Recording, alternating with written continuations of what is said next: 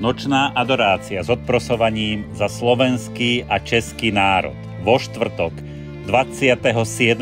novembra 2025 o 18. hodine.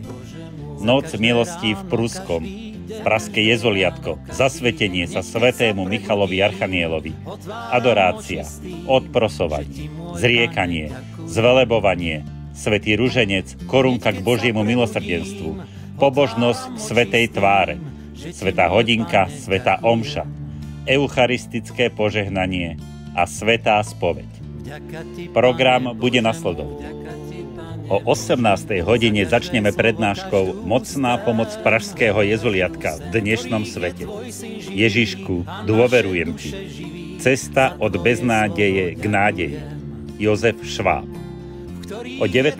hodine bude vyloženie oltárnej sviatosti a moderovaná adorácia s odprosovaním. 20:40 modlitba zriekania a oslobodenia. 20:50 zvelebovanie. O 21. hodine bude obliečka do škapuliara svätého Michala a zasvetenie. 21:15 svätý ruženec. O 22. sa pomodlíme korunku k Božiemu milosrdenstvu. 22:15 pobožnosť svätej tváre.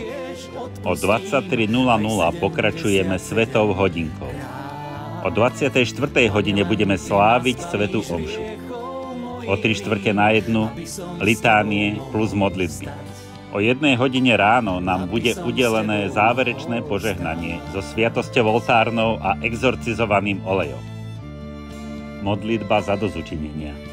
Pretože pohár Božej spravodlivosti je plný, preplnený, už preteká. Len mohutná sila modlitby a odprosujúceho pokánia ochránia svet pred tým, čo mu pripravila Božia spravodlivosť. Počúvnite aspoň teraz hlas vašej nebeskej matky. Potrebujem toľko odprosujúcej modlitby a ochotne obetovaného utrpenia.